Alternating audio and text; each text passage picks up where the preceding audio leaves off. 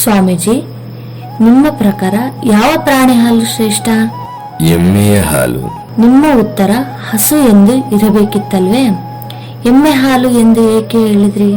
ನೀವು ಕೇಳಿದ್ದು ಹಾಲನ್ನೇ ಹೊರತು ಅಮೃತವನ್ನಲ್ಲ. ಅಲ್ಲದೆ ನಿಮ್ಮ ಪ್ರಶ್ನೆಯಲ್ಲಿ ಪ್ರಾಣಿಯ ಹಾಲೆಂದು ನಮೂದಿಸಿದ್ದೀರಿ. ನಾವು ಹಸುವನ್ನು ಎಂದಿಗೂ ಪ್ರಾಣಿ ಎಂದುಕೊಂಡಿಲ್ಲ. ಅಲ್ಲದೆ ಹಸು ನಮಗೆ ಮಾತೃ ಸಮಾನ.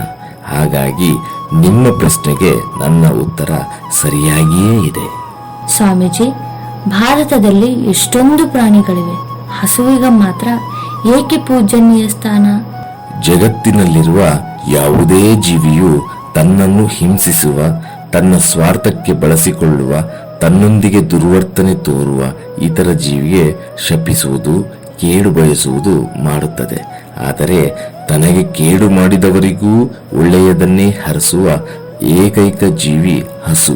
ಆದ್ದರಿಂದ ಹಸು ಪೂಜ್ಯನೀಯ. ಗೋವಿಗೆ ಮಾತೃಸ್ಥಾನವೇಕೆ?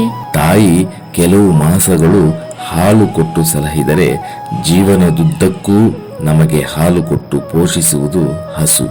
ಆದ್ದರಿಂದ ಗೋವಿಗೆ ಮಾತೃಸ್ಥಾನ. ವಿಶ್ವದ ಯಾವ ಮೂಲೆಯಲ್ಲೂ ಇರದ ಹಸುವಿನ ಪ್ರೀತಿ, ಭಕ್ತಿ ಭಾರತೀಯರಿಗೆ ಮಾತ್ರ ಏಕೆ? ಭಾರತ ಕೇವಲ ದೇಶವಲ್ಲ, ಇದು ಪುಣ್ಯ ಭೂಮಿ. ಇಲ್ಲಿರುವ ಮಣ್ಣು ಪ್ರತಿ ಭಾರತೀಯರಿಗೆ ತಿಲಕ ಸಮಾನ. ಈ ಪುಣ್ಯ ಮಣ್ಣಿನ ಗಿಡ, ಮರ, ನದಿ, ಜರಿ, ಬೆಟ್ಟ, ಗುಡ್ಡ, ಪ್ರಾಣಿ, ಪಕ್ಷಿ ಸಂಕುಲಗಳಲ್ಲೆಲ್ಲ ದೈವ ಕಾಣುವ ಭಾರತೀಯರು ನಿಸ್ವಾರ್ಥ, ನಿಷ್ಕಪಟ, ನಿಷ್ಕಳಂಕ, ಸಹೃದಯ, ಸಹಬಾಳ್ವೆ, ಸ್ನೇಹಜೀವಿ, ಅಮೃತ ಜನನಿ, ತ್ಯಾಗಮಯಿಯಾದ ಗೋಮಾತೆಯನ್ನ ಪೂಜಿಸುವುದರಲ್ಲಿ ಅನುಮಾನವೇ ಬೇಡ. ನಿಜ ಸ್ವಾಮೀಜಿ, ನಾವು ಪಾಶ್ಚಾತ್ಯರು ಅಭಿವೃದ್ಧಿಯಲ್ಲಿ ಎಷ್ಟೇ ಮುಂದಿದ್ದರೂ ಜ್ಞಾನದಲ್ಲಿ ಭಾರತೀಯರೇ ಎಂದೂ ಮುಂದು. ಗೋವು ಕೇವಲ ಪ್ರಾಣಿಯಲ್ಲ, ಅದು ಮಾನವರಿಗೆ ದೈವ ಕೊಟ್ಟ ವರ.